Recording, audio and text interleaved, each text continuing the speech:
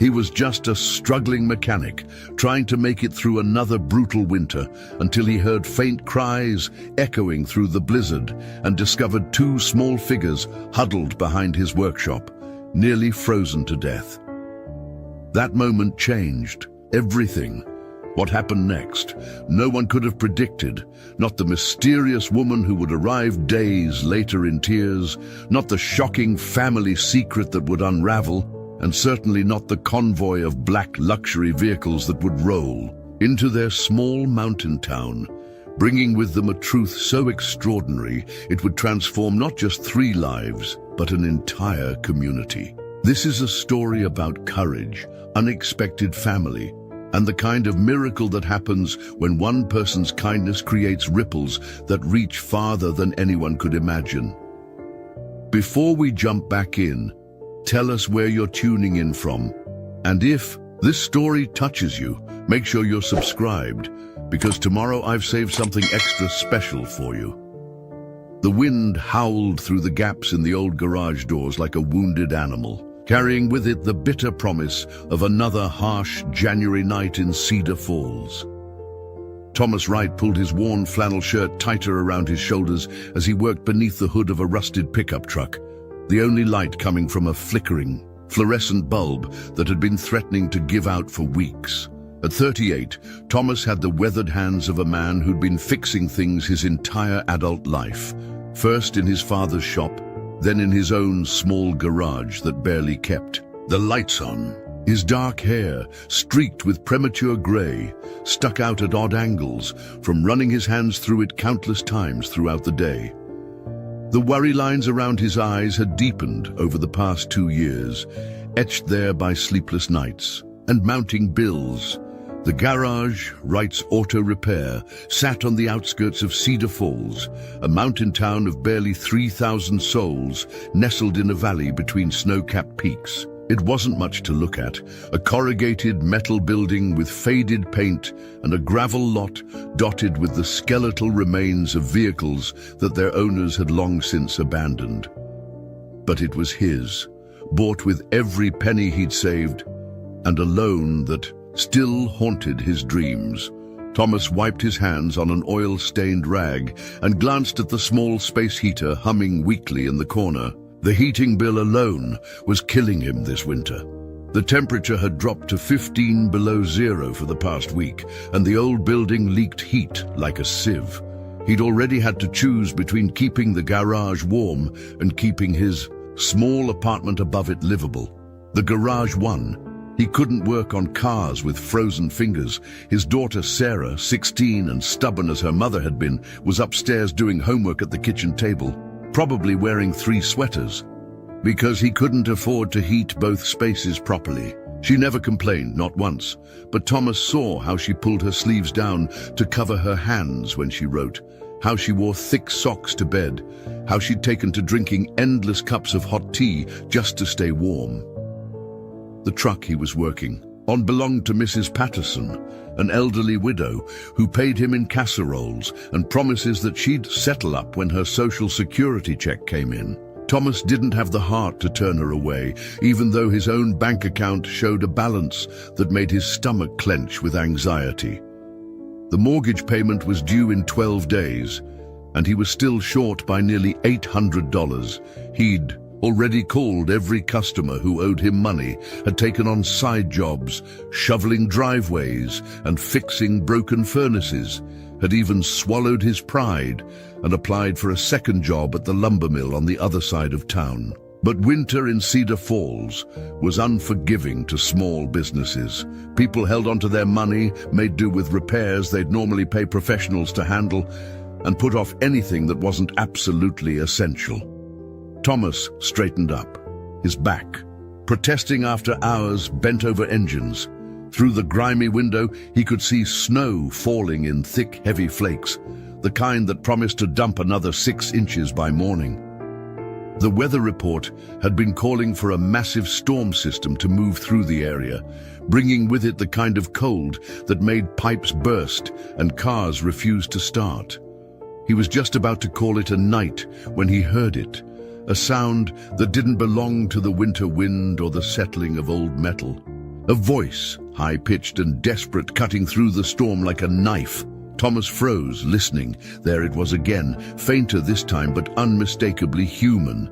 Someone was outside in this weather. He grabbed his heavy coat from the hook by the door and stepped out into the blizzard. The wind hit him like a physical blow, driving snow into his face and making his eyes water. The voice seemed to be coming from behind the garage, near the pile of old tires and scrap metal he'd been meaning to haul away for months. "Hello?" he called out, his voice nearly lost in the howling wind. "Is someone there?" The response was immediate, a crying sound, desperate and afraid.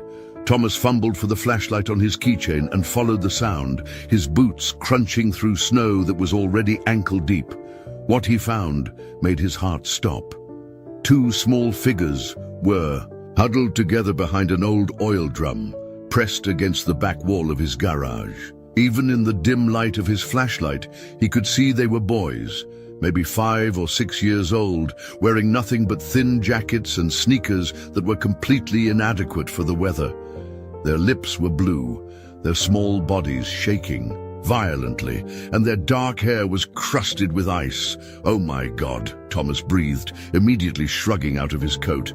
Hey, it's okay. I'm here to help."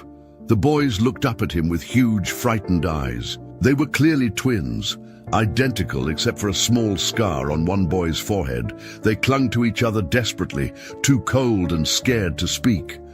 Thomas wrapped his coat around both of them, feeling how dangerously cold their small bodies were. They couldn't have been out here long, or they'd already be gone. But even a few minutes in this weather could be fatal for anyone, let alone 2 little boys. "Can you walk?" he asked gently. "We need to get you inside right now." One of the boys, the one without the scar, nodded weakly. Thomas scooped them both up, one in each arm, and half ran back to the garage. His heart was pounding not just from exertion, but from the terrifying realization of what could have happened if he hadn't heard them. Inside the garage, he quickly moved them closer to the space heater and began rubbing their hands and feet, trying to restore circulation. Their fingers were white with cold, their breathing shallow and rapid. "What are your names?" Thomas asked as he worked. "Where are your parents?" The boy with the scar looked up at him with solemn eyes that seemed far too old for his face. "I'm Noah," he whispered through chattering teeth. "This is Owen. We got lost." "Lost from where?" Thomas asked, continuing to warm their hands. "Where do you live?" Owen, the smaller twin, began to cry again. "We don't know," he said. "Mama told us to run. She said to run and don't stop and don't look back."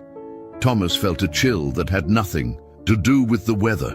These boys hadn't simply wandered away from their home. They'd been running from something. "Okay," he said softly, reaching for an old blanket from the corner. "Okay, you're safe now. Let's get you warmed up, and then we'll figure out what to do." As he wrapped the blanket around the shivering twins, Thomas had no idea that this moment, this simple act of human kindness, would set in motion events that would challenge everything he thought he knew about family, sacrifice, and the extraordinary lengths people would go to protect the ones they loved. The storm outside continued to rage, but inside the small garage, 3 lives were about to become intertwined in ways none of them could have imagined. Thomas had seen frostbite before, working on cars in mountain winters taught you to recognize the warning signs. But seeing it on 2 little boys who couldn't be older than 5 made his stomach drop like a stone. Their fingers were waxy white at the tips, and when he gently pressed on their fingernails, the blood return was dangerously slow. "We need to get you to a hospital," he said, reaching for his phone. But as he dialed, Owen grabbed his wrist with a grip surprisingly strong for such a small hand. "No," the boy whispered urgently. "Mama said no hospitals. She said they would find us." Thomas paused, his finger hovering over the call button. "Who would find you?" Noah, the twin with the scar, looked at his brother with a warning expression that seemed far too mature for a 5-year-old. "We're not supposed to tell," he said quietly. The mechanic knelt down to their eye level, his voice gentle but firm.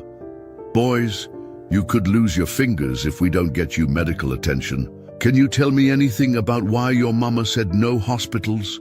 Owen's lower lip trembled. "The bad men were coming. Mama was crying, and she said we had to run far away and hide until she could come get us." "What bad men?" Thomas asked. But both. Their boys just shook their heads, clearly too frightened to say more. Thomas made a decision that would change everything. Instead of calling 911, he called his friend Dr. Ashley Green, who ran a small clinic on Main Street. Ashley had grown up in Cedar Falls, understood the mountain people's distrust of big institutions, and had a reputation for discretion. Preparing and narrating this story took us a lot of time, so if you are enjoying it, subscribe to our channel. It means a lot to us. Now back to the story. Ashley, it's Thomas Wright. I need a huge favor, and I need you to ask no questions. 20 minutes later, Dr. Green was knocking on the garage door, her medical bag in hand and snow coating her dark hair. She was a woman in her early 40s who'd returned to Cedar Falls after finishing her residency in Denver, choosing small-town medicine over the lucrative city practices her classmates had pursued. "Thomas, what in the world?" she began, then stopped short when she saw the twins huddled under blankets near the space heater. "I found them outside about an hour ago," Thomas explained quickly. "They're hypothermic, possibly frostbitten, and they're scared of hospitals. I didn't know who else to call." Dr. Green immediately went into professional mode, kneeling beside the boys and introducing herself in a warm, non-threatening voice. She examined their hands and feet with practiced efficiency, all while chatting with them about their favorite in colors and whether they liked snow. "You're very lucky," she told Thomas quietly as she worked. "Another hour out there and we'd be looking at amputations, if not worse." She turned back to the boys.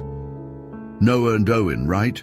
I'm going to give you some medicine to help warm you up from the inside, and then we're going to wrap your hands and feet in special blankets." As she treated them, Thomas called upstairs to his daughter.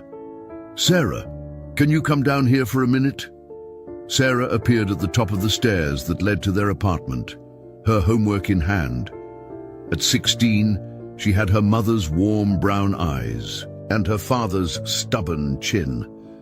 When she saw the scene below, her expression immediately shifted to concern. "Dad, what's going on?" "Sarah, meet Noah and Owen.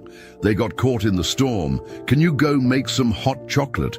The real kind, with the marshmallows." Sarah didn't ask questions. She'd inherited her father's instinct to help first and worry about details later. Within minutes, she was back with 2 steaming mugs and a plate of cookies, settling cross-legged on the garage floor to talk with the boys, while Dr. Green finished her examination. "Their core temperature is back up," Dr. Green reported to Thomas. "The frostbite is superficial, painful, but no permanent damage. But Thomas, these boys haven't just been out in the cold for an hour. Look at their clothes, their general condition. They've been living rough for days, maybe longer." Thomas studied the twins more carefully. Now that they were warming up and relaxing slightly, he could see what the doctor meant. Their clothes were dirty and worn, their hair unwashed, and there was a hollow look around their eyes that spoke of hunger and exhaustion that went beyond one cold night. "Boys," he said gently, "when did you last eat a real meal?" The twins exchanged that same cautious look. "Yesterday," Noah said uncertainly. "We found some crackers in a gas station." "A gas station?" Dr. Green raised her eyebrows. "How far have you two been walking?" "Mama drove us to the big road," Owen said, apparently deciding these adults were safe enough to trust with some information. "Then the car stopped working, and she said we had to walk. She said to follow the road until we found a safe place." Thomas felt his heart clench. These boys had been walking along mountain roads in January, probably for miles, until they'd somehow ended up behind his garage. The fact that they'd survived was nothing short of miraculous. "Dr. Green," he said quietly, "what do I need to do for them tonight?" She packed up her medical bag, her expression thoughtful. "Medically? Keep them warm, keep fluids in them, watch for signs of infection in the frostbite. But Thomas, you need to call social services. These boys need—" "No." Both twins spoke at once, their voices sharp with panic. Owen started crying again. "Please, don't call them. Mama said the social people would separate us. She said they'd put us in different houses and we'd never see each other again." Thomas looked at Dr. Green, then at Sarah, who was gently rubbing Owen's back. His daughter met his eyes and gave the slightest nod, the same expression she'd worn when she'd asked if they could keep the stray cat that had shown up last spring. "One night," Thomas said finally. "Dr. Green, can you give me one night to figure this out? To maybe find their mother?" Dr. Green hesitated, clearly torn between her medical obligations and her understanding of the situation. "Thomas, if anyone finds out I didn't report this—" "No one will find out. You came here as a friend, helping another friend. That's all." She studied his face for a long moment, then sighed. "One night. But if you don't make progress finding their family by tomorrow, we have to involve the authorities. It's not just about the law. These boys need stability, proper care, a system that can help them." After Dr. Green left, Thomas found himself looking at two small boys who were now warm, fed, and cautiously exploring his garage with the curiosity natural to their age. Sarah had found some of her old books and was reading to them, her voice soft and soothing. Thomas Wright had always been a man who fixed things, engines, heaters, broken appliances. But as he watched Noah and Owen slowly beginning to trust that they were safe, he realized he was facing the biggest repair job of his life. These boys weren't just lost. They were running from something that had scared them and their mother enough to risk everything in a mountain winter. Whatever they were running from, Thomas had a sinking feeling it was going to come looking for them. And when it did, he was going to have to decide how far he was willing to go to protect two little boys who had already stolen his heart. Thomas barely slept that night. He'd made a makeshift bed on the garage floor using old blankets and sleeping bags, positioning himself between the twins and the door. Every sound, the wind rattling the building, snow sliding off the roof, the old furnace kicking on, had him instantly alert, listening for anything that didn't belong.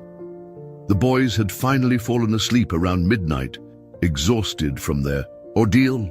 They slept curled together like puppies, Owen's arm thrown protectively over Noah's shoulder, even in unconsciousness. Thomas had sat watching them, trying to piece together their story and figure out what he should do come morning. Around 4 a.m., Owen woke up crying from what was clearly a nightmare. "The car," he whimpered. "The car with the dark windows. They were following us." Thomas gently shook Noah awake and moved both boys upstairs to the kitchen, away from the cold garage. Sarah appeared in her pajamas, drawn by the sound of crying, and without a word began making hot chocolate while Thomas comforted the frightened twins.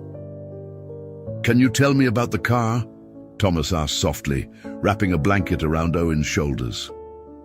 Noah looked at his brother, then back at Thomas with those two old eyes. "It had really dark windows so you couldn't see inside. Mama saw it following us for 3 days. She kept taking different roads, but it was always there." "That's when she started crying," Owen added quietly. "She kept looking in the mirror and crying." Sarah set down mugs of hot chocolate and sat across from the boys. "What kind of car was it? Big, small?" "Big," Noah said immediately. "Black and shiny, like the cars important people ride in on TV." Thomas felt ice settle in his stomach. A high-end vehicle with tinted windows, following a woman and 2 small boys for days across mountain roads. This wasn't some custody dispute or family drama. This was something much more serious. "Boys," he said carefully, "what's your mama's name?" Her full name. The twins exchanged that cautious look again. Finally, Noah whispered, Elizabeth Thompson. But she said if anyone asked, we should say we don't remember. Thomas excused himself and went to his computer in the corner of the kitchen. A quick search for Elizabeth Thompson missing brought up nothing recent in Colorado. He tried Elizabeth Thompson, Cedar Falls, and then Thompson Family, Colorado. Still nothing, but when he searched Elizabeth Thompson, Denver, his blood ran cold. The first result was a news article from the Denver Post, dated just 4 days ago. Local accountant disappeared after reporting financial irregularities to FBI. The article included a photo of a dark-haired woman in her early 30s with kind eyes and a nervous smile. Thomas's hands trembled as he read, Elizabeth Thompson, 32, an accountant for Pinnacle Financial Management, disappeared from her Denver apartment Tuesday evening after reportedly providing evidence to federal investigators regarding alleged money laundering operations. Thompson's employer, Pinnacle Financial, is currently under federal investigation for potential connections to organized crime activities. Thompson's vehicle was found abandoned on Highway 285 near Fairplay with signs of a struggle. Her twin sons, Noah and Owen Thompson, age 5, are also missing. Anyone with information should contact the FBI immediately. Thomas stared at the screen, his mind racing. Elizabeth Thompson hadn't been running from an abusive ex-husband or a custody battle. She'd been running from organized crime figures who wanted to silence her before she could testify about money laundering operations. And now, her 5-year-old sons were sitting in his kitchen, drinking hot chocolate, completely unaware that some of the most dangerous people in Colorado were probably looking for them. Dad, Sarah's voice was quiet, concerned. You look like you've seen a ghost. Thomas closed the laptop and returned to the kitchen table. The boys were coloring on some paper Sarah had found, finally looking like the young kids they actually were, instead of the frightened refugees they'd become. He made a decision that would change all their lives. Boys, he said, sitting down beside them, I need to tell you something about your mama. Over the next 20 minutes, Thomas gently explained what he'd found, using simple terms and reassuring them constantly that they were safe. The boys listened with the heartbreaking composure of youngsters who'd already seen too much of the world's cruelty. Is Mama okay? Owen asked, his lower lip trembling. I don't know, Thomas answered honestly, but I promise you this, we're going to do everything we can to find her and keep you safe until we do. Noah looked up at him with eyes that seemed to see straight through to his soul. You're not going to give us to the bad men? Never, Thomas said with a conviction that surprised him with its intensity. I will never let anyone hurt you. Do you understand me? The decision crystallized. In that moment, Thomas Wright, struggling mechanic barely able to keep his own life together, was going to take on organized crime figures to protect 2 little boys he'd known for less than 24 hours.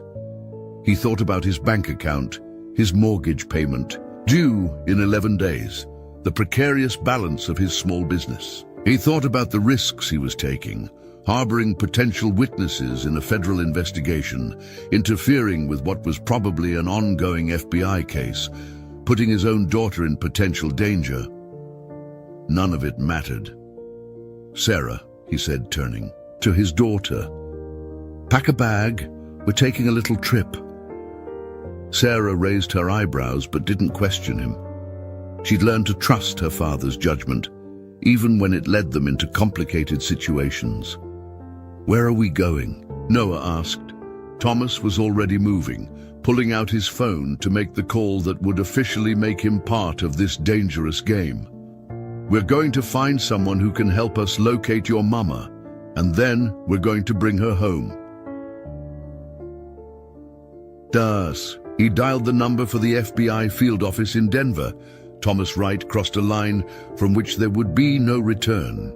He was no longer just a good Samaritan who'd helped 2 lost boys. He was now officially harboring federal witnesses and inserting himself into an organized crime investigation.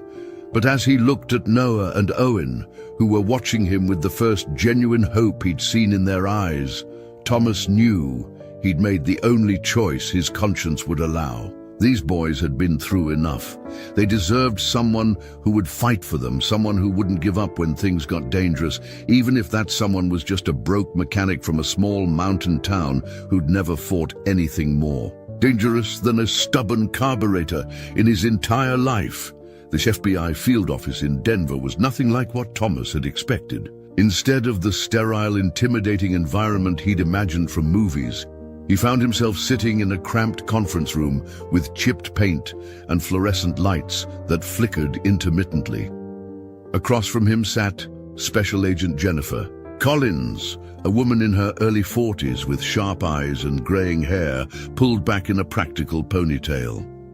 "Mr. Wright," Agent Collins said, studying the file open in front of her, "you've put yourself in an extremely dangerous position." Thomas shifted in his uncomfortable chair, glancing through the one-way window where Sarah sat in the waiting area with Noah and Owen. The boys were reading picture books a receptionist had found for them, their small heads bent together as Sarah helped them with the bigger words. "I couldn't just turn them over to social services," Thomas said. They were terrified, and after what I found online about their mother, Elizabeth Thompson, Agent Collins interrupted, is more than just an accountant who stumbled onto financial irregularities. She closed the file and leaned forward. "She's been working undercover for us for the past 8 months. Thomas felt the floor drop out from under him. "Undercover? You mean she's an agent?" "No, she's exactly who she appears to be, a single mother and forensic accountant. But when she first brought evidence of money laundering to our attention, we asked her to continue gathering information from the inside." Agent Collins's expression was grim. "We had no idea how deep this went, or how dangerous it would become." For her, "What do you mean?" Agent Collins opened another file, this one thick with photographs and documents. Pinnacle Financial Management isn't just laundering money for local drug operations. They're part of an international network that handles finances for some very serious players. Arms dealers, human traffickers, people who don't hesitate to eliminate threats. Thomas stared at the photos she showed him. Expensive cars, private jets, men in expensive suits who somehow managed to look menacing even in corporate headshots.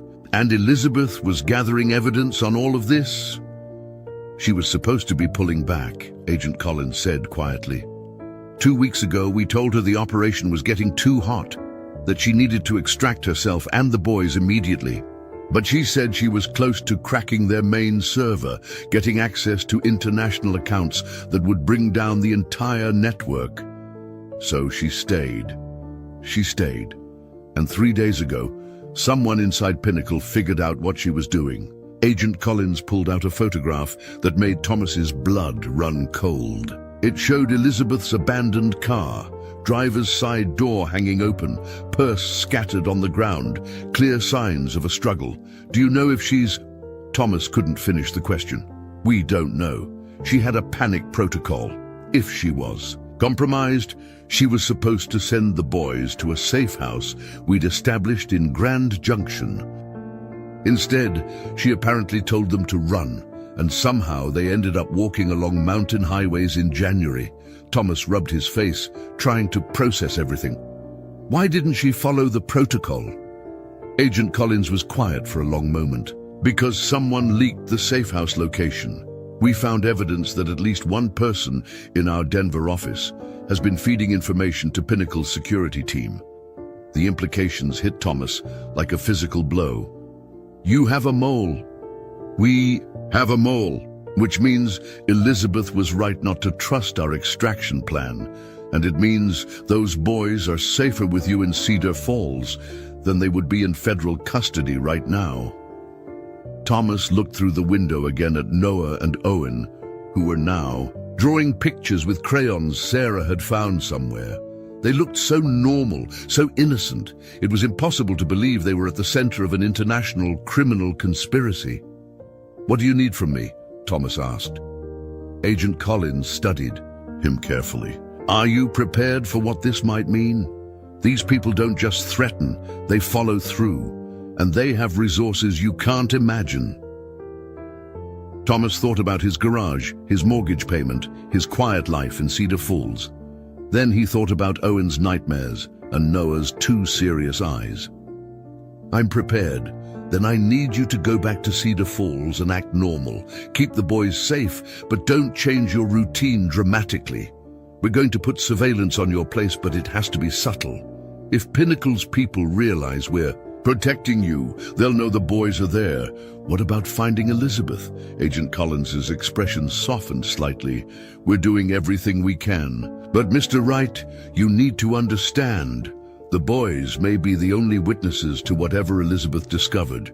If something has happened to her, they might be the key to bringing down an organization that's responsible for dozens of deaths." Thomas felt the weight of that responsibility settle on his shoulders. They're 5 years old. They don't know anything about financial crimes. No, but Elizabeth was smart. If she found something big enough to risk her life for, she would have found a way to preserve it. Maybe something she gave to the boys, maybe something she taught them, maybe even something she hid that only they would know about. As they prepared to leave, Agent Collins handed Thomas a business card with her direct number.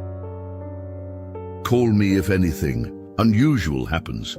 Anything. Strange cars, unfamiliar faces, people asking questions about new kids in town. These people are very good at what they do."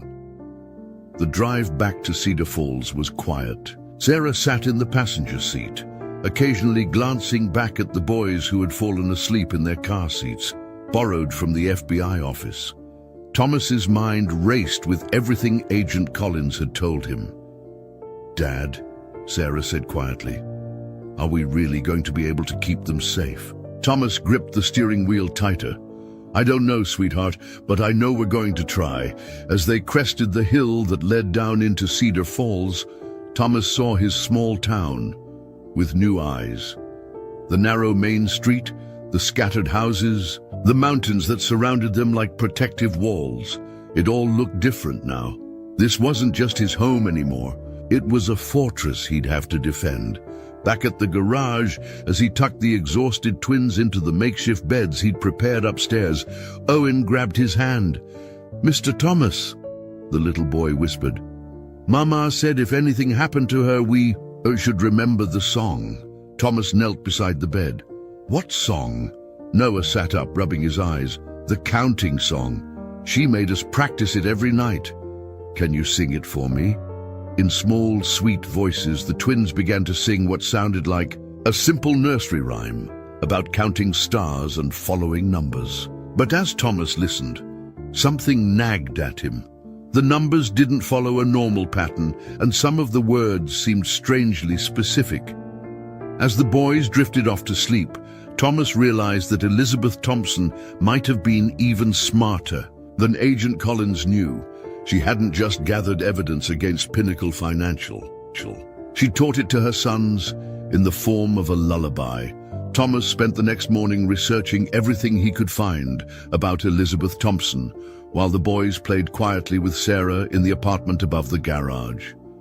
What he discovered painted a picture of a woman whose life had been shaped by tragedy long before she'd stumbled into the world of organized crime. Elizabeth had grown up in foster care after her parents died in a car accident when she was 12. She'd aged out of the system at 18, with nothing but determination and a talent for numbers. Working her way through college as a night janitor, she'd earned degrees in both accounting and computer science, graduating summa cum laude despite having no family support. The twins' father had been killed in Afghanistan when they were barely a year old, not in combat, but in a convoy accident that left Elizabeth a widow at 27 with 2 babies and no life insurance. She'd moved to Denver for better job opportunities and had been struggling to make ends meet when Pinnacle Financial offered her a position with a salary that seemed too good to be true. It probably was. Thomas was still reading when Sarah came. Downstairs, her expression troubled. "Dad, you need to hear this song again. Really listen to it." She led him upstairs, where Noah and Owen were building a fort out of couch cushions.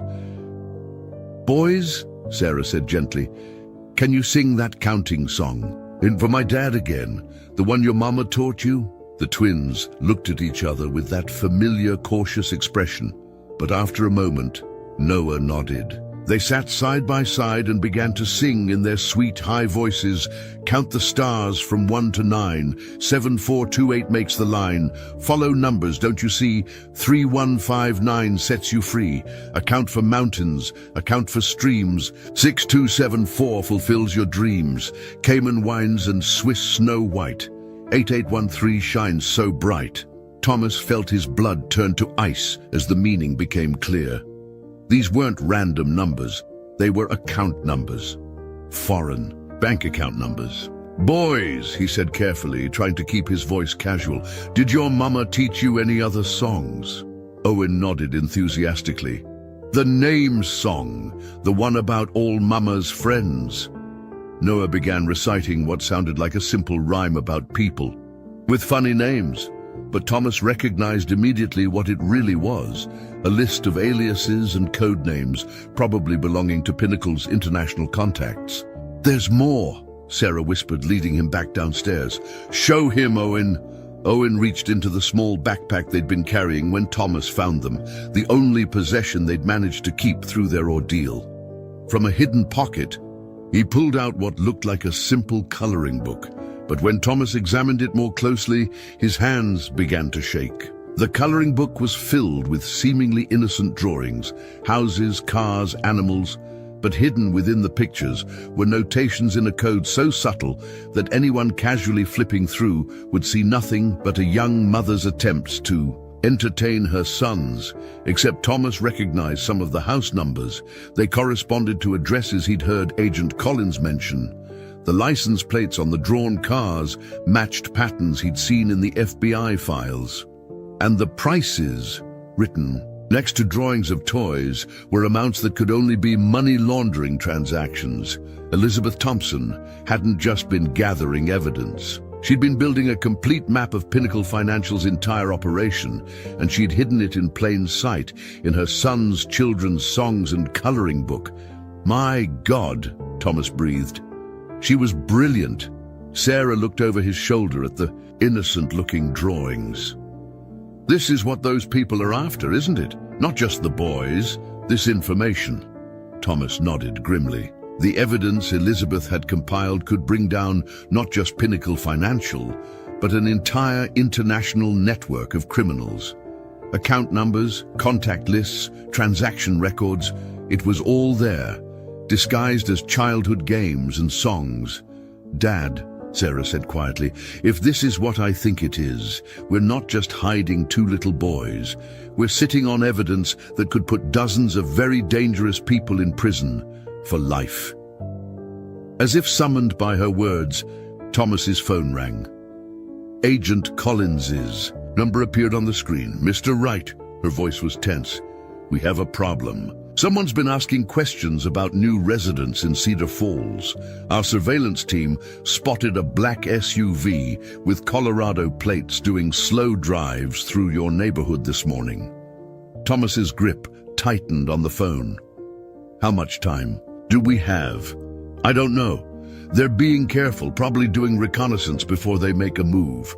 But Mr. Wright, there's something else. We've been analyzing Elizabeth's computer at Pinnacle, and we think she discovered something bigger than just money laundering." "What do you mean?" "We believe Pinnacle wasn't just handling finances for criminal organizations. They were facilitating human trafficking operations, specifically targeting children from the foster care system. Elizabeth would have seen those records, would have known." Thomas felt sick.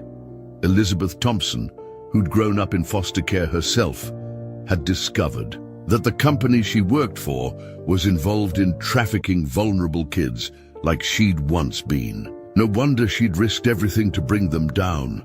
Agent Collins, Thomas said, looking at Noah and Owen, who were now napping on the couch, still clutching their coloring book. I think I know why Elizabeth stayed to gather more evidence, even when you told her to pull back. What do you mean? Thomas told her about the songs, the coloring book, the massive amount of evidence Elizabeth had compiled and hidden with her sons. When he finished, Agent Collins was quiet for a long moment.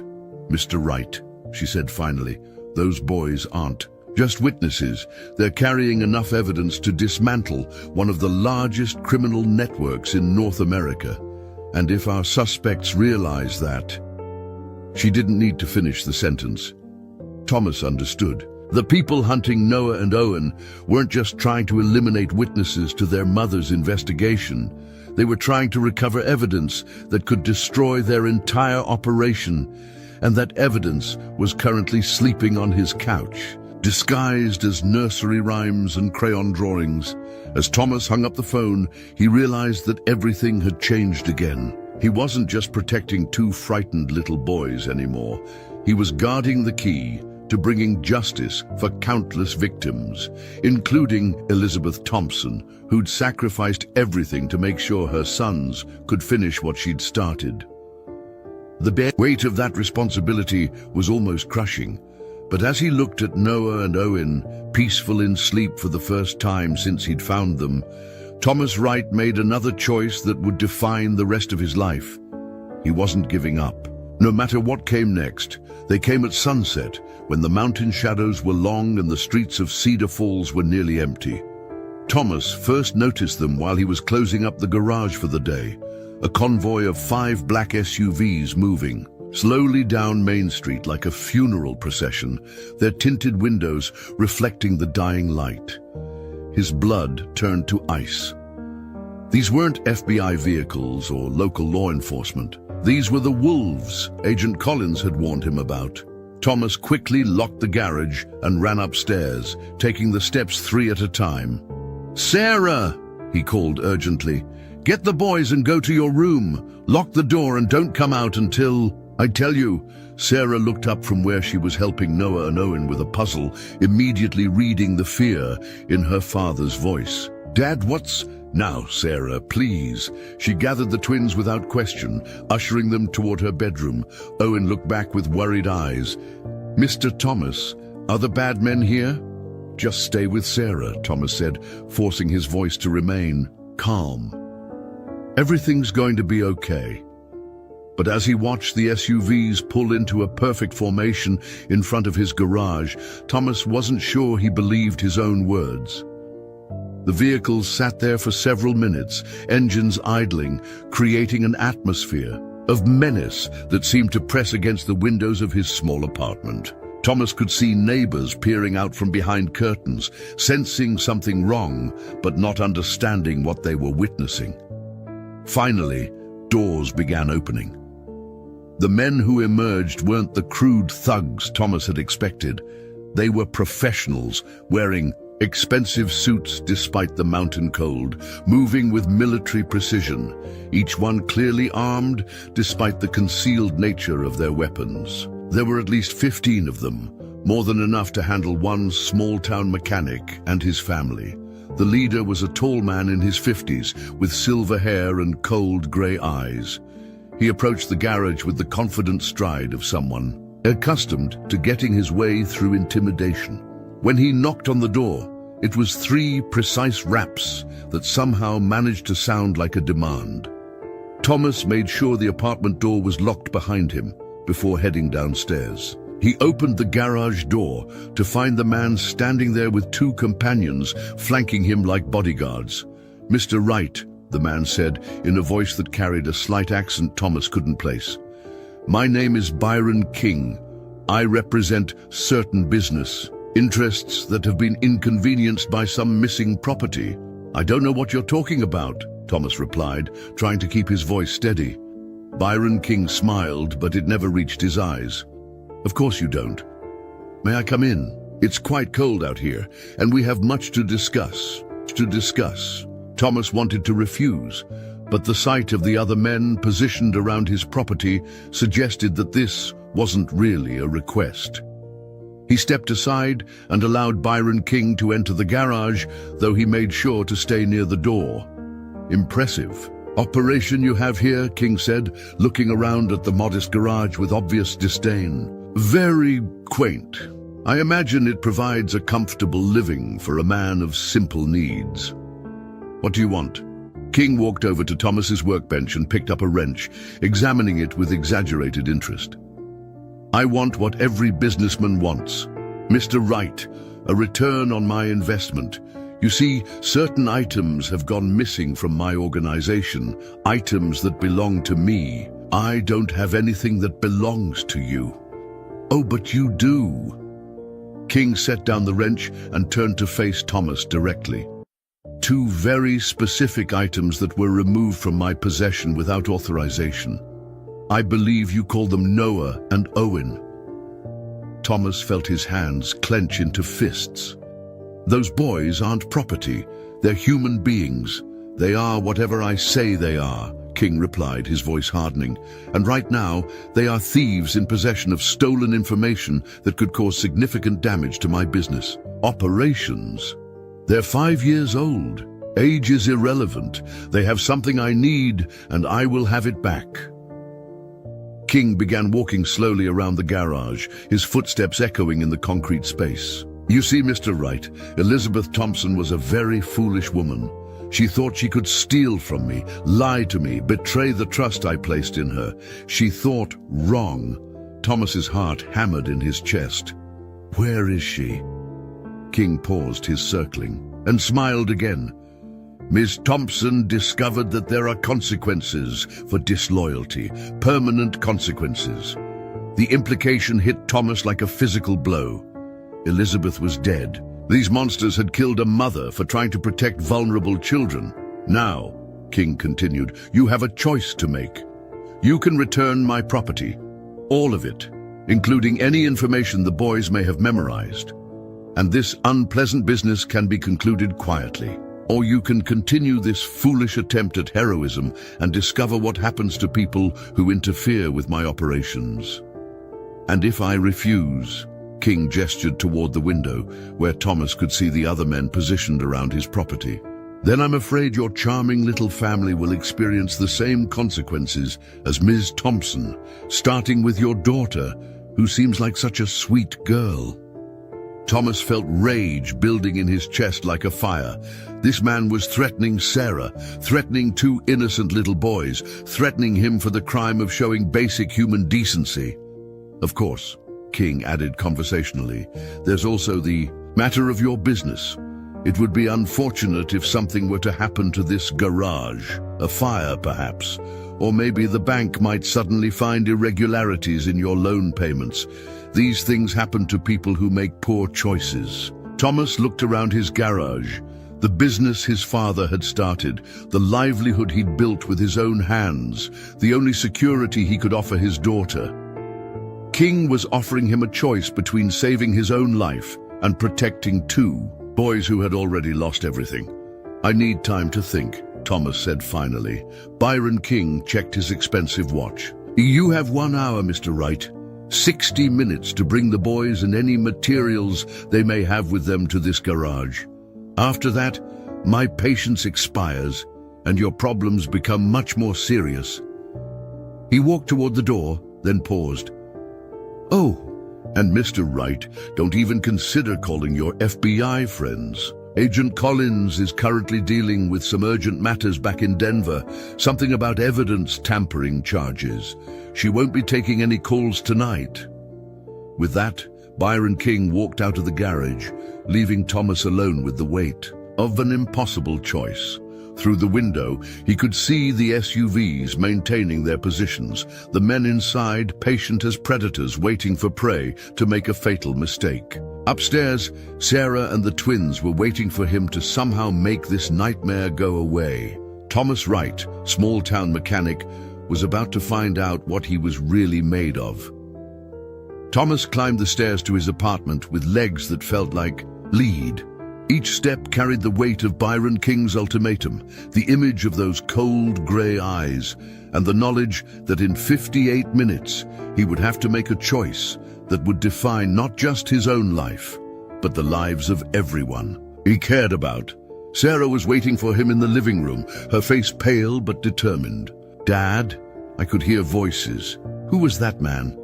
Thomas looked towards Sarah's bedroom, where he could hear Noah and Owen talking quietly to each other. Such normal sounds. Two little boys trying to make sense of a world that had become incomprehensible. He turned back to his daughter, seeing so much of her mother in the set of her jaw, the way she squared her shoulders when she was scared, but trying to be brave. "Sarah, I need you to listen to me very carefully," Thomas said, sitting down beside her on the couch. "The man downstairs wants to take Noah and Owen. He's given us 1 hour to hand them over." Sarah's eyes widened. "And if we don't?" Thomas couldn't bring himself to repeat King's specific threats about what would happen to her. "Then things get very dangerous for all of us. So what are we going to do?" Thomas looked at his daughter. This brave, smart, compassionate young woman who had never hesitated to help two frightened little boys. In that moment, he realized that the choice wasn't really about what he was willing to risk. It was about what kind of man he wanted to be, what kind of father he wanted to be, and what kind of world he wanted to help create. "We're not giving them up," he said quietly. Sarah's face showed relief mixed with terror. "Dad," that man looked at... there are so many of them, and they have guns, and... "I know." Thomas took her hands. "Sarah, I know this is scary. I know the smart thing might be to walk away, to protect ourselves, but those boys have already lost their mother. They've already been through more than any young person should have to endure. I can't be the person who hands them over to the monsters who killed Elizabeth." From the bedroom came the soft sound of Owen crying, probably from another nightmare. Thomas heard Noah's voice, gentle and protective, comforting his brother the way he'd been doing for days. "Besides," Thomas added, "we're not just protecting Noah and Owen. We're protecting all the other vulnerable people those men have hurt and will hurt in the future. Elizabeth died trying to stop them. The least we can do is finish what she started." Sarah was quiet for a moment, then she nodded. "Okay, so what's the plan?" Thomas almost smiled, despite the circumstances. His daughter had inherited more than just her mother's stubbornness. She'd inherited her sense of justice, too. "First, we get the boys' evidence somewhere safe," Thomas said. "If something happens to us, that information needs to survive. Second, we call everyone we trust in this town and ask for help." "You think people will actually stand up to those men?" Thomas thought about the people of Cedar Falls, tough mountain folk who'd chosen to live in an isolated valley because they valued independence and community over convenience. People like Bill Anderson, who ran the hardware store and had served 2 tours in Iraq. Like Stephanie Baker, who owned the diner and had raised 5 kids on her own after her husband died in a mining accident. Like old Daniel Thomas, who'd been the town's volunteer fire chief for 30 years and still responded to every emergency call, despite being in his 70s. "Sarah, this town is full of people who came here because they believe in taking care of each other. Most of them are armed, all of them are stubborn, and none of them like outsiders coming in and making threats." Thomas went to his closet and pulled out a hunting rifle he'd inherited from his father. He hadn't fired it in years, but he cleaned and maintained it religiously. "I'm not saying we're going to win a gunfight against professional criminals, but I am saying we don't have to face this alone." While Sarah helped Noah and Owen pack their coloring book and few belongings into a backpack, Thomas began making phone calls. The first was to Bill Anderson. "Bill, it's Thomas Wright. I need your help with something dangerous, and I can't explain much over the phone. Can you meet me at the garage in 20 minutes? "Thomas, you sound like hell. What's going on?" "I'm protecting 2 little boys from some very bad people, people who are threatening to hurt Sarah if I don't hand them over. There was a pause, then, I'll be there in 15, and Thomas, I'm bringing friends. The next call was to Stephanie Baker, then to Daniel Thomas, then to Dr. Ashley Green. Each conversation was brief, but the response was the same. They would come. As Thomas finished his calls, Sarah emerged from the bedroom with the twins. Noah was clutching his coloring book, while Owen held tight to a small stuffed bear that had somehow survived their ordeal. "Mr. Thomas," Noah said solemnly, "are the bad men going to take us away?" Thomas knelt down to their eye level. "Boys, do you remember what I promised you? That I would never let anyone hurt you?" Both boys nodded. "Well, I meant it, but I need you to be very brave for a little while longer. Some of my friends are coming to help us, but it might get scary. Can you do that? Will you stay with us?" Owen asked in a small voice. "I'm not going anywhere," Thomas said firmly.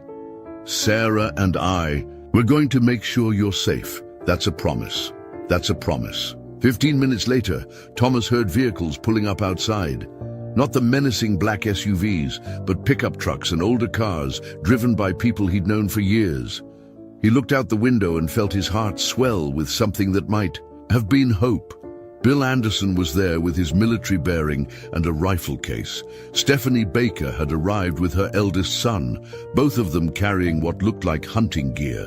Daniel Thomas climbed slowly out of his old Ford, but Thomas could see the fire chief's radio on his belt and knew that meant other volunteers were on the way. Most surprising was Dr. Ashley Green, who emerged from her car with a medical bag and a determined expression that reminded Thomas why she'd chosen to practice medicine in a place where she'd sometimes have to treat gunshot wounds and mining accidents. As his friends gathered in the garage, Thomas realized that Byron King had made a critical miscalculation. He'd assumed that threatening a small-town mechanic would be like intimidating any other isolated individual. But Cedar Falls wasn't just a place on a map. It was a community, and communities protected their own.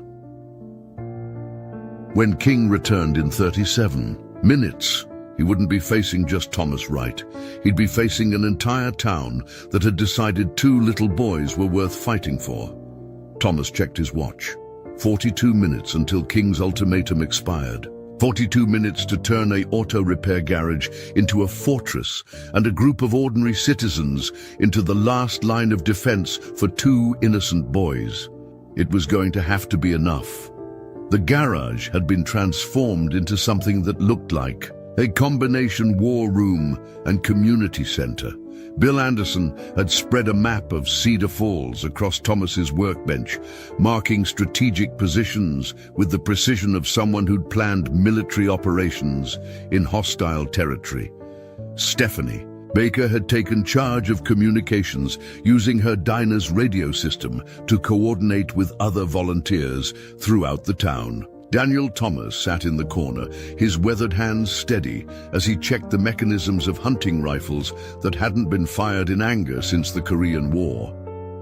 But it was Dr. Ashley Green who surprised Thomas the most. The quiet physician had arrived with more than just her medical bag. She'd brought a tablet computer and was rapidly typing what appeared to be a detailed report. "What are you working on?" Thomas asked, kneeling beside her. Ashley looked up, her brown eyes intense with purpose. "A complete documentation of everything that's happened here. Names, dates, threats, evidence. If Byron King thinks he can intimidate a town into silence, he's about to learn how wrong he is." She gestured to her screen, which showed a video file. "I've been recording testimonies from everyone here. Bill's military service record, Stephanie's connections throughout the state, Daniel's 40 years of emergency response experience. When this is over, we're not just going to have protected Noah and Owen. We're going to have built an unshakable case against these people." Thomas felt something shift in his chest. This wasn't just about surviving the next hour anymore. The People in his garage weren't just helping him protect two boys. They were building something that could outlast any single threat. "There's more," Ashley continued, lowering her voice. "I've been in contact with a colleague in Denver, someone outside the FBI network that might be compromised. She's put me in touch with reporters, advocacy groups, federal prosecutors who specialize in organized crime. Thomas, what Elizabeth discovered isn't just evidence. It's the key to dismantling an entire system that preys on vulnerable people." Sarah appeared at Thomas's shoulder, having overheard the conversation. "You mean this could help other kids? Kids like Noah and Owen, who might be in danger right now?" "Exactly," Ashley said, her voice growing stronger. "But only if we survive long enough to get the story out there properly." Bill Anderson looked up from his map. "Which brings us back to the immediate problem. We've got about 30 minutes before these bastards expect an answer. Thomas, what do you want to do?" Thomas looked around the garage at the faces of his friends and neighbors. These weren't soldiers or law enforcement officers. They were ordinary people who'd chosen to risk everything because it was the right thing to do. The weight of that responsibility was enormous, but so was the strength it gave him. "We're not handing over the boys," Thomas said firmly, "but we're also not just going to wait here for a gunfight. We're going to go on the offensive." He moved to the workbench where Ashley had set up her laptop. "Dr. Green, how quickly can you upload everything we have to your contacts? The boys' songs, the coloring book evidence, documentation of the threats, all of it?" "Give me 15 minutes with a stable internet connection." Stephanie Baker raised her hand. "My diner has the best Wi-Fi in town, and it's got backup power. Plus, it's got sight lines in all directions. Anyone approaching has to cross open ground." Daniel Thomas nodded slowly. "The fire station's right next to the diner. If we move the boys there, we've got multiple escape routes and direct communication with state authorities." Thomas felt the plan crystallizing. "So we don't just defend, we broadcast. We make Noah and Owen's stories so public, so well documented, that silencing them becomes impossible." "What about King and his men?" Bill asked. "They're not just going to let us walk away." Thomas thought about Byron King's cold confidence, his assumption that a small mountain town would fold under pressure. King is used to operating in the shadows, threatening people who are isolated and vulnerable. But what happens when you drag something that lives in darkness into the light? Ashley was already packing up her equipment. "We make him the story, instead of the boys. Every threat he's made, every connection to Pinnacle Financial, every link to the larger criminal network, it all goes public simultaneously." Sarah had been listening intently, and now she spoke up with an idea that made Thomas proud of how smart and brave his daughter had become. "Dad, what if we don't wait for King to come back here? What if we're already gone when his hour is up? And what if the whole town knows exactly what's happening?" The adults looked at her with new respect. Stephanie Baker smiled grimly. "Smart girl. King's expecting to intimidate an isolated family. Instead, he'll find an empty garage and a town full of witnesses who are ready to testify against him." But it was Daniel Thomas who provided the final piece of the puzzle. "I've been thinking about this all wrong," the old fire chief said slowly. "We're not trying to win a war against these people. We're trying to light a signal fire that's so bright, so impossible to ignore, that help comes running." Over the next 20 minutes, Cedar Falls mobilized with the efficiency of a community that had faced natural disasters and economic hardships together for generations. Stephanie coordinated with the mayor to ensure local law enforcement was prepared.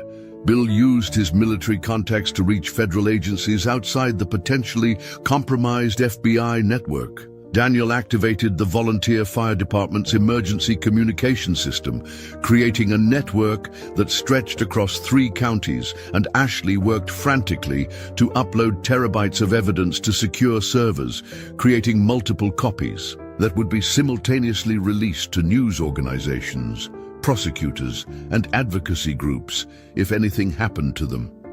Thomas found himself standing in the middle of controlled chaos, watching his small town transform itself into something unprecedented, a community that had decided to take on international organized crime, not with violence, but with transparency, courage, and an unshakable commitment to protecting the vulnerable.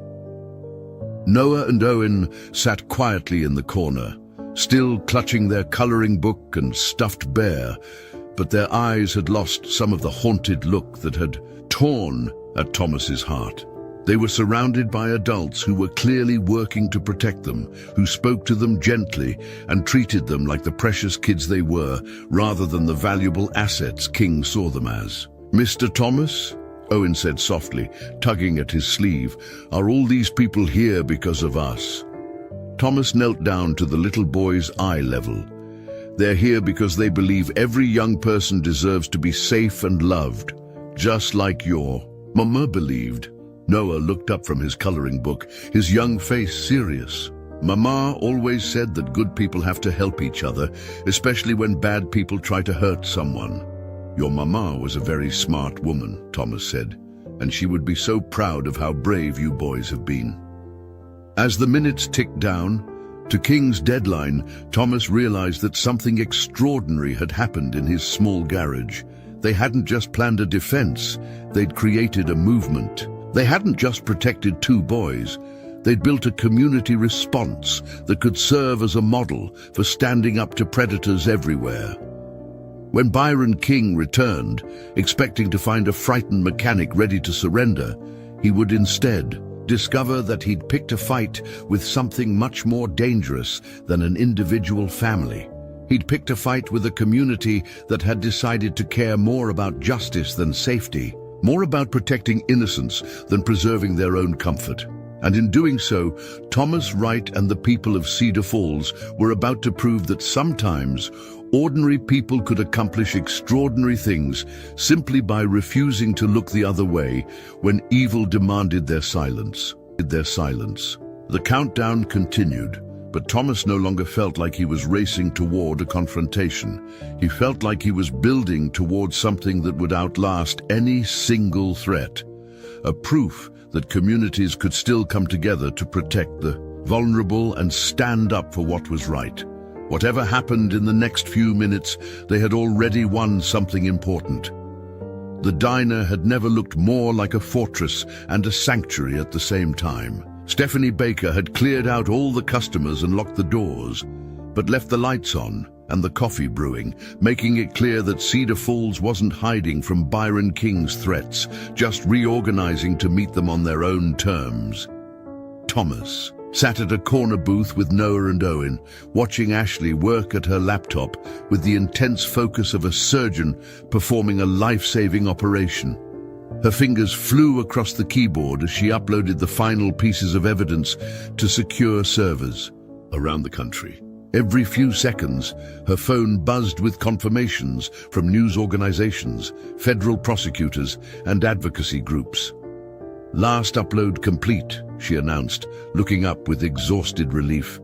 Noah and Owen's evidence is now in the hands of investigative journalists in 5 states, federal prosecutors in 3 districts, and the International Criminal Court in The Hague.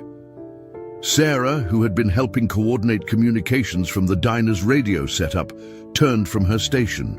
"Dad, Bill says King's SUVs are moving. They're heading toward the garage." Thomas checked his watch. King's 1-hour deadline had passed 15 minutes ago. The criminal leader was probably expecting to find a terrified mechanic ready to hand over 2 frightened boys. Instead, he would find an empty building and a town that had documented every threat he'd made. But as Thomas looked around the diner at the faces of his friends and neighbors, he realized something had changed in the past hour that went far beyond their strategic preparations. These people weren't just helping him anymore. They were family now, bound together by shared risk and shared purpose. Ashley closed her laptop and moved to sit across from Thomas. For the first time since this crisis began, she looked like she might actually allow herself to believe they were going to survive this. "Thomas," she said quietly. "I need to tell you something about why I came back to Cedar Falls." Thomas had wondered about that. Ashley had graduated medical school with honors, done her residency at one of the most prestigious hospitals in Denver. She could have gone anywhere, made 10 times the money she earned in their small mountain clinic. "I grew up in foster care." "In too," Ashley said, glancing toward Noah and Owen, who were coloring quietly in another booth under Sarah's watchful eye. "Not here, down in Colorado Springs. But I aged out of the system at 18 with nothing but a scholarship and a determination to help kids who'd been through what I had." Thomas felt something shift in his understanding of the woman sitting across from him. "That's why you didn't hesitate to help tonight. When I saw those boys, when I heard their story." Ashley's voice caught slightly. "I saw myself 20 years ago, scared, alone, dependent on strangers for basic kindness."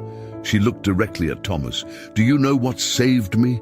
One person who decided I was worth fighting for. My high school guidance counselor, Mrs. Rodriguez. She didn't just help me fill out college applications. She invited me to family dinners, helped me buy clothes for interviews, drove me to campus when I couldn't afford a bus ticket." Thomas reached across the table and took her hand. "That's who you are for these boys now." Ashley's eyes glistened. "That's who we all are for them now." "But Thomas, what we've built here tonight, this community response, it's bigger than just Noah and Owen. We've created a model for how to protect vulnerable people when the system fails them." Before Thomas could respond, Daniel Thomas's voice crackled over the radio. "All units, this is base. King's people have reached the garage. They're not happy about finding it empty." Through the diner's front window, Thomas could see the distant glow of headlights near his garage. He imagined Byron King's cold fury at discovering his careful intimidation had backfired so completely. Stephanie Baker emerged from the kitchen carrying a tray of sandwiches and hot chocolate. "Figured everyone should eat," she said, but Thomas noticed her hands were shaking slightly. For all her strength and determination, she was still a civilian facing off against dangerous criminals. "Stephanie," Thomas said gently, "you don't have to do this. None of you do. You've already done more than enough." Stephanie set down the tray with more force than necessary. "Thomas Wright, don't you dare try to protect me from my own choices. You think I don't know what kind of people we're dealing with? You think I don't understand the risks?" She sat down heavily in the booth beside Ashley. "My youngest daughter is the same age as those boys. If something happened to me and she was running from monsters, I'd pray to God that someone like you would take her in. I'd pray that a whole community would stand up for her." Ashley squeezed Stephanie's hand. "We're all scared, but we're scared together, and that makes us stronger." From across the diner, Owen's voice piped up. "Miss Ashley, are you really a doctor?" "Like you said," Ashley smiled, the tension in her face softening. "I really am. Why do you ask?" "Because doctors help people feel better," Owen said, with the simple logic of a 5-year-old. "And my tummy doesn't hurt anymore when you're here." The adults exchanged looks loaded with emotion. These boys had been carrying trauma that went far beyond physical injuries. They'd been carrying the weight of fear, abandonment, and loss that no young person should have to bear. Noah looked up from his coloring book. "Mr. Thomas, when we sang, 'Mama's songs for you,' you didn't get mad like the bad men would have." Thomas felt his throat tighten. "Why would I get mad?" "Because Mama said the songs were secrets, and secrets sometimes make grown-ups angry." Noah's voice was very small, "But you just listened, and you helped us remember Mama." Sarah had been listening from her radio station, and now she came over to kneel beside the boy's booth. "Noah, Owen, do you want to know something? My Mama went away when I was little too, not like your Mama. She chose to leave. But my dad never got angry when I talked about her or missed her." She looked at Thomas with eyes full of love and gratitude. He taught me that the people who really care about you want you to remember the people you love, even when it hurts. Thomas had to look away for a moment, overwhelmed by the depth of what was happening in this small diner. They weren't just protecting Noah and Owen from external threats. They were helping them heal from internal wounds that ran bone deep. Bill Anderson's voice came over the radio, breaking the emotional moment. "Base, this is Perimeter 1. King's people are leaving the garage area. Looks like they're regrouping, probably trying to figure out where everyone went." Ashley immediately went back into strategic mode. "How long before they start checking? Obvious locations like the diner." "Not long," Daniel Thomas replied over the radio. "But we've got eyes on all approaches, and state police units are en route.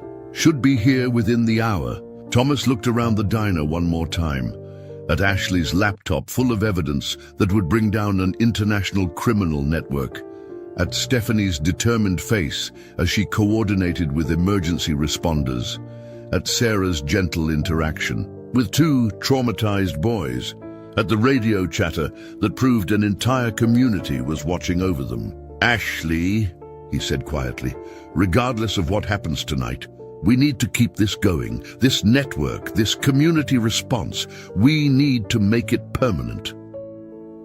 Ashley nodded, understanding immediately what he meant. A sanctuary program, not just for emergency situations, but an ongoing resource for vulnerable families, training for community members, coordination with law enforcement agencies that we trust, legal advocacy, trauma counseling. Exactly. What if Cedar Falls became the place where people like Elizabeth could bring their families when traditional systems failed them? As if sensing the importance of the conversation happening around them, Noah and Owen had stopped coloring and were listening with the intense attention that came from their young lives, depending on the decisions adults made. "Would that mean other kids like us could come here?" Owen asked. Thomas knelt down beside their booth. "Would you like that?" Both boys nodded solemnly. "Mama always said we should help other people who are scared," Noah said. "Maybe we could teach them the songs that helped us remember her." In that moment, Thomas Wright realized that this crisis had transformed not just his own life, but the entire trajectory of his small mountain community. They weren't just surviving Byron King's threats. They were building something that would outlast any individual danger, something that would honor Elizabeth Thompson's sacrifice and ensure that her son's suffering had meaning. The bonds forged in this diner, under pressure that would have broken weaker connections, were going to last a lifetime. The state police arrived like a thunderstorm, breaking across the valley, 12 vehicles with sirens that echoed off the mountain walls, their red and blue lights painting the night in colors of justice finally.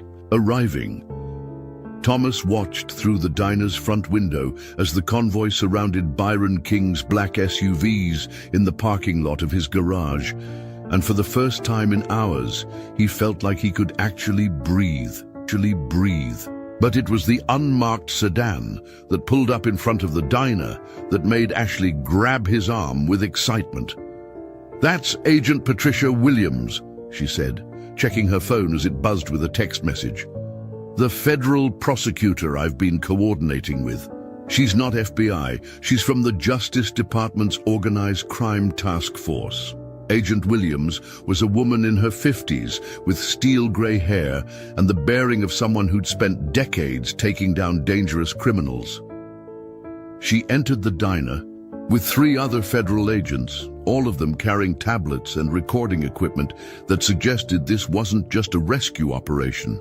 It was the final phase of a carefully planned investigation. "Mr. Wright," Agent Williams said, extending her hand, "Dr. Green has been keeping us informed of your situation. I want you to know that what you've accomplished here tonight, the evidence you've preserved, the community response you've organized, it's going to change everything." Thomas felt Sarah move to stand beside him, her hand finding his arm in a gesture of support that reminded him how much his daughter had grown through this crisis. "What do you mean?" Agent Williams gestured to Noah and Owen, who were watching the proceedings with wide eyes while staying close to Ashley. Those boys and the information their mother encoded in their songs and drawings. It's the key to dismantling the largest money laundering and human trafficking operation we've ever encountered. Pinnacle Financial was just the tip of the iceberg. She opened her tablet and showed them a map covered in red dots. Thanks to Elizabeth Thompson's evidence and the additional documentation Dr. Green compiled tonight, we've initiated simultaneous raids in 7 states and 3 countries. We're talking about hundreds of arrests, millions of dollars in seized assets, and most importantly, the rescue of dozens of trafficked individuals. Ashley leaned forward, her medical training making her focus on the human cost. The kids who were being trafficked, are they safe? They're being removed from dangerous situations as we speak, Agent Williams confirmed. And thanks to the sanctuary model you've developed here in Cedar Falls, we actually have a framework for providing them with community-based care instead of just throwing them into an overwhelmed foster system. Thomas felt something profound shift in his understanding of what they'd accomplished. You're saying this could be replicated in other communities? Mr. Wright, what happened here tonight is exactly what we've been trying to figure out for years. How to protect vulnerable people when traditional systems fail or become corrupted. The way your community came together, the speed and efficiency of your response, the integration of medical care, legal advocacy, and trauma-informed support. It's a model we want to help you export to other small towns across the country. From across the diner, Stephanie Baker called out, Agent Williams, what about the immediate threat? Byron King and his people? Agent Williams smiled grimly. Mr. King is currently being read his rights on charges of conspiracy, money laundering, human trafficking, kidnapping, and making terroristic threats. He'll never see the outside of a federal prison again. She paused, looking directly at Noah and Owen. Boys, you're safe now. The bad men can't hurt you anymore. Owen looked up at Thomas with trust that went bone deep. Does that mean we can stay with Mr. Thomas and Miss Sarah? Thomas felt his heart clench. He'd grown so attached to these boys that the thought of losing them now felt unbearable. But he was also a realist. He was a single father struggling to make ends meet, living in a small apartment above a garage. How could he possibly provide the kind of stability and resources that traumatized 5-year-olds needed? Agent Williams seemed to read his thoughts. Mr. Wright, there's something else we need to discuss. Elizabeth Thompson's will. Thomas blinked. Her will. Elizabeth was smarter than any of us realized. When she first contacted us 8 months ago, she worked with our legal team to establish a trust fund for her sons, using some of the evidence she'd gathered to freeze and seize assets from Pinnacle Financial's accounts. She also specified very clear instructions about their care if anything happened to her. Agent Williams pulled out a legal document. She designated that Noah and Owen should be placed with any family willing to love them as their own, preferably in a small community where they can heal and grow, surrounded by people who understand that kindness is stronger than fear. Thomas stared at the document, his mind racing. She didn't name a specific guardian. She did name one preference, Agent Williams said with a slight smile. She wrote, if someone emerges during this crisis who risks their own safety to protect my sons, who sees them as precious youngsters rather than valuable assets, who brings together a community to stand up for what's right, that person has already proven they understand what being a parent truly means. The diner fell completely silent, except for the distant sounds of law enforcement vehicles and radio chatter from outside. Thomas looked at Noah and Owen, then at Sarah, then at Ashley, whose eyes were bright with tears. There's more, Agent Williams continued. The trust fund Elizabeth established, combined with assets we've recovered from Pinnacle Financial, amounts to approximately $2.8 million. It's specifically designated for the boys' care, education, and the establishment of a community-based sanctuary program in whatever town they call home. Sarah gasped. That's enough to fund the sanctuary program and pay for the boys' needs. More than enough, Agent Williams confirmed. But Elizabeth was very specific. The money can only be used if the boys are placed with a family that commits to making the sanctuary program a permanent part of their community. Thomas felt the weight of possibility and responsibility settling on his shoulders. He looked at Ashley, who was studying the legal documents with the focused attention she brought to everything important. Thomas, Ashley said quietly, Elizabeth essentially designed a way to ensure her sons would be raised in a community dedicated to protecting vulnerable kids. She turned her tragedy into a blueprint for preventing other tragedies. Before Thomas could respond, Noah appeared at his elbow, tugging on his shirt. Mr. Thomas, Miss Ashley, are you going to be our new mama and daddy? The question hung in the air like a prayer. Thomas looked at Ashley, seeing in her face the same combination of love, hope, and terror that he felt in his own heart.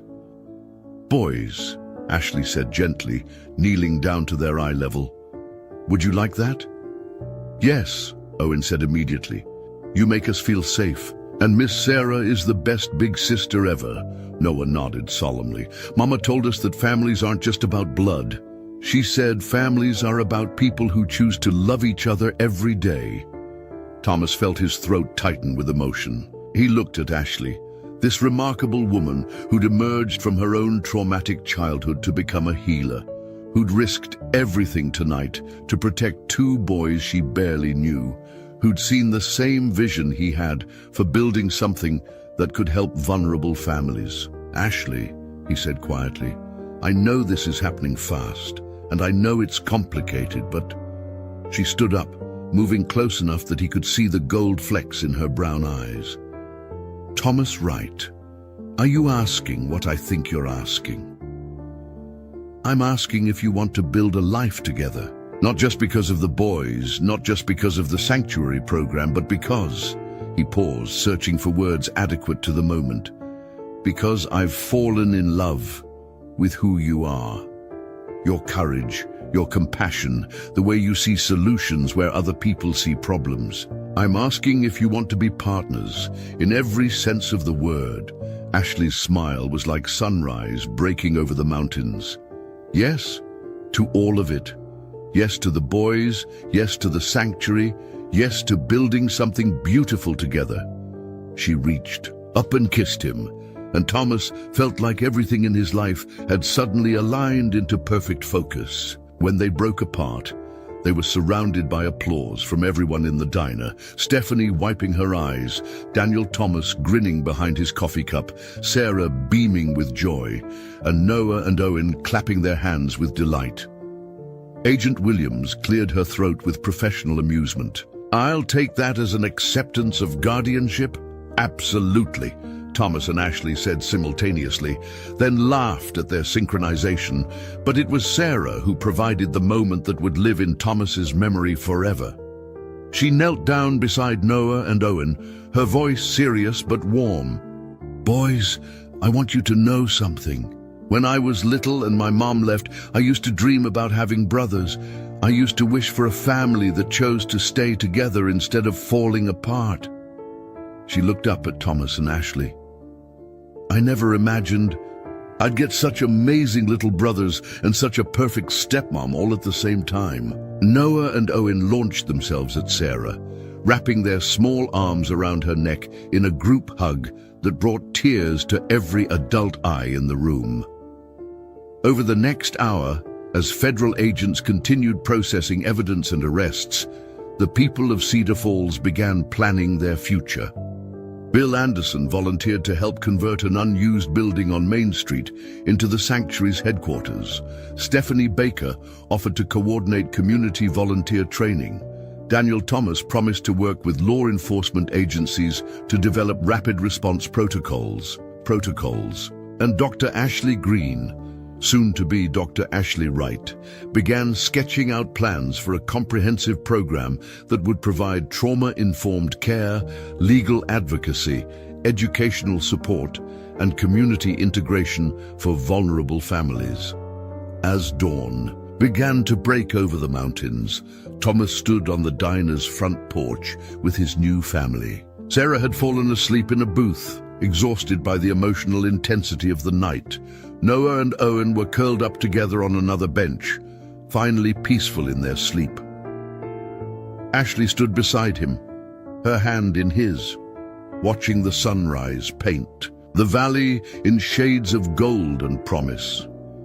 "Do you think we can really do this?" Thomas asked quietly. "Build something that lasts? Create a place where kids like Noah and Owen never have to be afraid?" Ashley squeezed his hand. "Thomas, look what we accomplished in one night with nothing but determination and community spirit. Imagine what we can do with resources, time, and love." From inside the diner came the sound of Owen laughing at something Sarah was saying as she woke up, followed by Noah's voice asking if they could have pancakes for breakfast. "Besides," Ashley added with a smile, "we've got the best reasons in the world to make it work."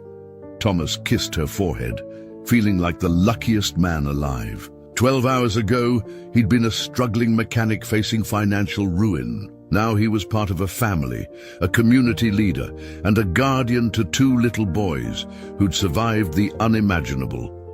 Elizabeth Thompson's sacrifice had been transformed into something beautiful, a legacy of protection, love, and hope that would ripple outward to help countless vulnerable families for generations to come.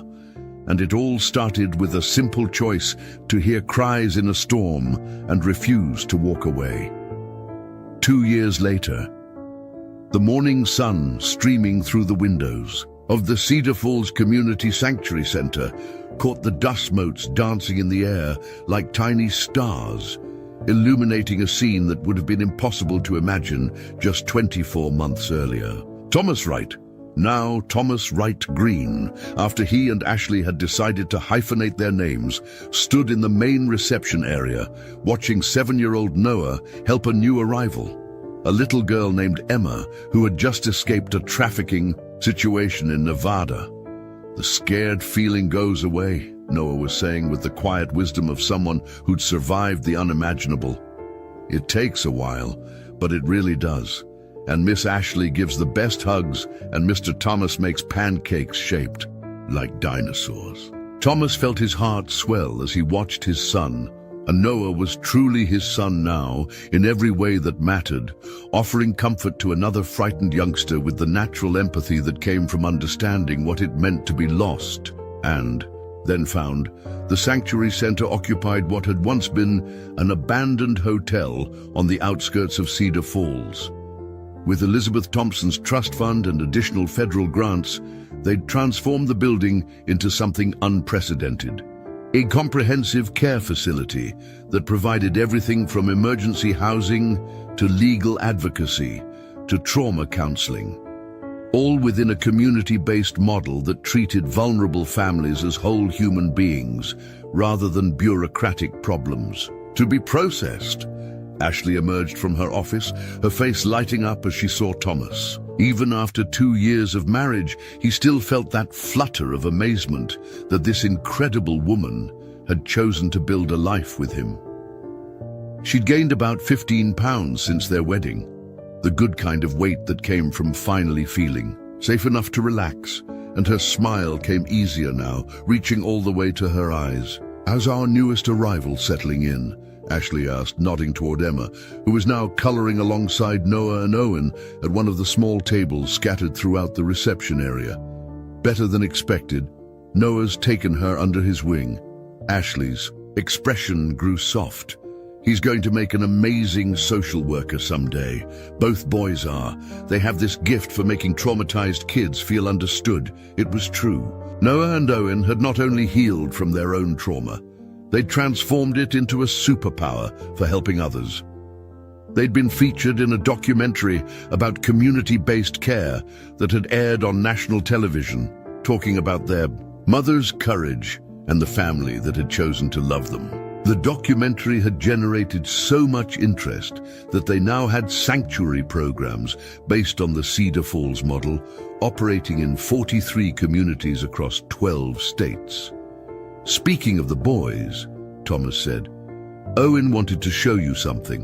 When you have a minute, he's in the art therapy room with Miss Jennifer Collins, the same Agent Collins who'd first contacted them, but who'd left the FBI after the Pinnacle financial case to become the Sanctuary's program coordinator, had discovered a talent for working with traumatized kids through creative expression. She'd built an entire curriculum around helping them process their experiences through drawing, music, and storytelling. Ashley and Thomas made their way down the hallway, lined with artwork created by the Sanctuary's residents. Hopeful pictures of families and homes and dreams for the future. They found Owen in the art room, proudly displaying a crayon drawing of what appeared to be a wedding ceremony. Miss Ashley, Mr. Thomas, look what I made for Sarah. Sarah had graduated high school the previous spring with a full scholarship to study social work at Colorado State University. But more importantly, she was engaged to a young man named Michael Clark, a fellow student who'd volunteered at the Sanctuary the previous summer and had fallen in love not just with Sarah, but with the mission she'd grown up supporting. She's going to love it, Ashley said, examining Owen's drawing with the serious attention she gave all the children's artwork. Tell me about all the people in the picture. Owen pointed to each figure with the enthusiasm of a 7-year-old artist. That's Sarah in the pretty white dress, and that's Michael, and that's you and Mr. Thomas, and that's me and Noah, and that's all our Sanctuary families, and that's Mama watching from heaven. Thomas had to look away for a moment. Elizabeth Thompson had become a beloved figure in their family mythology, not as a source of sadness, but as a reminder of the courage it took to protect the people you loved. The boys talked about her often, sharing memories and stories, keeping her spirit alive through their own acts of kindness. Owen, Ashley said gently, would you like to help me frame this so we can give it to Sarah as a surprise? As they worked together, Thomas reflected on how profoundly their lives had changed. The garage still operated. He'd hired 2 full-time mechanics and had expanded the business into a worker cooperative that provided job training for Sanctuary residents. But his real work now was serving as the Sanctuary's community liaison, helping other towns develop their own programs and testifying before Congress about the effectiveness of community-based care for vulnerable populations. The financial transformation had been almost surreal. Elizabeth's trust fund, combined with federal grants and private donations inspired by their story, had not only secured the boys' futures, but had made Thomas and Ashley financially comfortable for the first time in their lives. They'd bought a beautiful house on the edge of town, big enough for their growing family and close enough to the Sanctuary that they could walk to work. But the real transformation had been in Cedar Falls itself, the town that had once been slowly dying, losing young people to cities and struggling economically, had become a destination for people who wanted to be part of something meaningful. Property values had risen, new businesses had opened, and the population had grown by 30% as families moved to Cedar Falls, specifically to be part of the Sanctuary community. Bill Anderson had been elected mayor on a platform of community, care and economic justice. Stephanie Baker had expanded her diner into a catering business that provided job training for Sanctuary residents. Daniel Thomas had become the state's leading expert on rural emergency response systems. The ripple effects had reached far beyond their small mountain town. The Cedar Falls model had been studied by universities, replicated by non-profits, and cited in policy papers arguing for fundamental changes in how society approached child welfare and victim services. Mr. Thomas. Noah appeared in the doorway, his face serious. There's a lady here who wants to talk to you. She says she drove here from Oregon because she heard about our sanctuary. Thomas found the woman in the main reception area, middle-aged, wearing clothes that suggested she'd been driving for days, her eyes carrying the haunted look he'd learned to recognize in people who'd escaped dangerous situations. "Mr. Wright," she said, standing up quickly. "My name is Lauren Brown. I have my daughter with me. She's 8. We've been running from my ex-husband for 6 months. He's involved with some very dangerous people, and the police in our town, they're not helpful." Thomas felt the familiar tightness in his chest that came whenever he met someone whose story echoed Noah and Owen's experience. "You're safe here," he said simply. "Let's get you and your daughter settled, and then we can figure out next steps." Over the next hour, Ashley conducted her initial assessment while Thomas coordinated with Jennifer Collins to prepare emergency housing. Lauren's story was heartbreakingly familiar.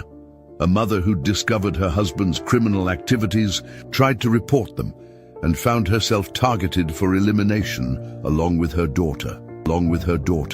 But this time, the response was immediate and comprehensive.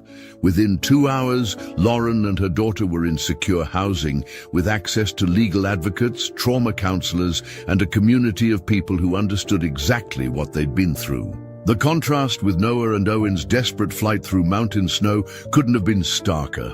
That evening, Thomas and Ashley sat on the porch of their home, watching Noah and Owen play in the backyard with their dog, a golden retriever named Elizabeth that they'd adopted on the first anniversary of coming to Cedar Falls. The mountains rose around them like protective walls, and the lights of the town twinkled in the gathering dusk. "Do you ever think about that night?" Ashley asked quietly. "About how different everything could have been if you'd made different choices?" Thomas considered the question. "Sometimes, but mostly I think about how many lives we've been able to touch because I heard 2 little boys crying in a storm. The numbers were staggering when he really considered them.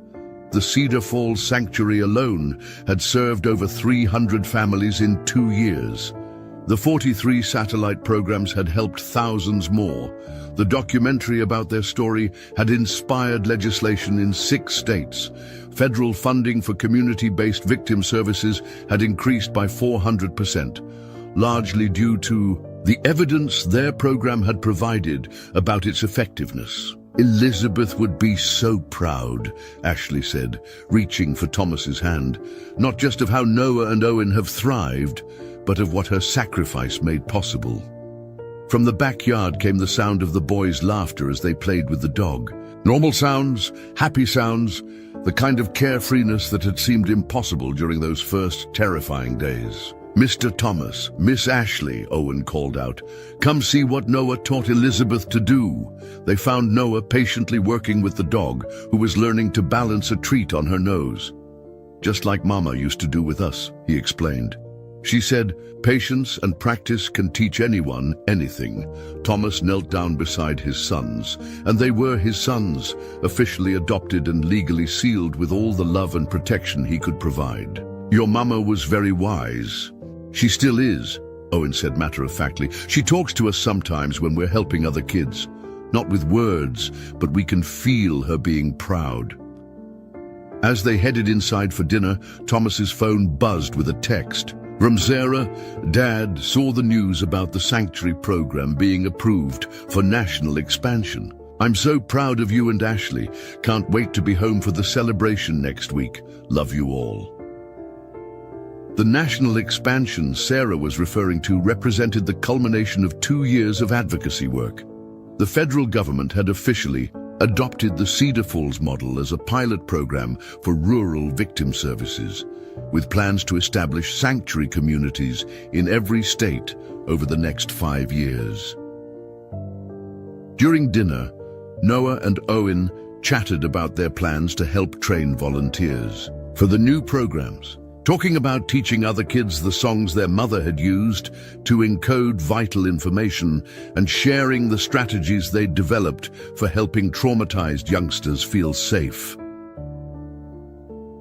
After the boys were in bed, Thomas and Ashley sat in their living room surrounded by photos that told the story of their transformed lives. Their wedding picture, the boys' adoption ceremony, Sarah's high school graduation, group photos from sanctuary celebrations, awards and recognitions from organizations they'd never imagined knowing.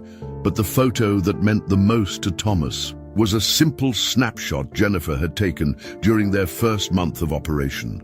Thomas and Ashley working side by side, while Noah and Owen helped a frightened little girl color a picture of a house with the sun shining overhead. "Ashley," Thomas said, pulling her close on the couch, "do you remember what you said that first night, about lighting a signal fire that would be bright enough to call for help?" She smiled, settling against his shoulder. "We lit it, didn't we? Lit it. And now it's spread to 43 communities and counting." They sat in comfortable silence, listening to the mountain wind and the distant sounds of a town that had become a beacon for vulnerable families across the country. Somewhere, out there, other communities were developing their own sanctuary programs. Other families were finding safety and healing. Other children were learning that they were worth fighting for. It had all started with two little boys crying in a storm, and one man who chose to listen instead of walking away.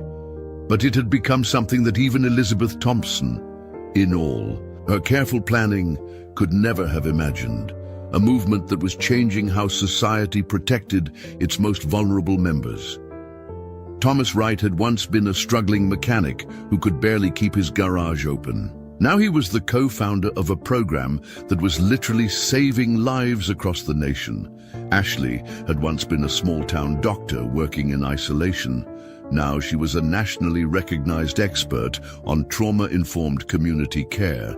Noah and Owen had once been terrified refugees running from killers. Now they were confident, compassionate young boys who spent their time helping other scared kids learn to feel safe again. And Cedar Falls had transformed from a dying mountain town into a model of what communities could accomplish when they decided that caring for vulnerable people was everyone's responsibility. As Thomas turned off the lights and headed upstairs to check on the boys one last time, he found them both sound asleep. Noah's arm thrown protectively over Owen's shoulder, just like that first night in the garage. But their faces were peaceful now, unmarked by the fear and trauma that had defined their early lives. On Owen's nightstand sat a small, framed photo of Elizabeth Thompson. Not the haunted woman from the news reports, but a smiling mother holding her infant sons, her face radiant with love and hope for their future. "Thank you," Thomas whispered to the photo, "for trusting us with them, for showing us what courage looks like, for teaching us that sometimes the smallest acts of kindness can change the world." Outside, snow was beginning to fall. Gentle flakes that painted the world in quiet beauty instead of the deadly storm that had brought Noah and Owen into their lives. This snow spoke of peace, of safety, of a community that had learned to shelter the vulnerable instead of turning away from their cries.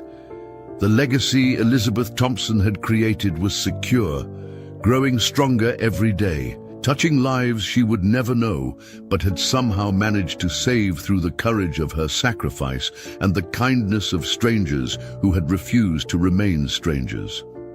Up next, you've got two more standout stories right on your screen. If this one hit the mark, you won't want to pass these up. Just click and check them out. And don't forget to subscribe and turn on the notification bell so you don't miss any upload from us.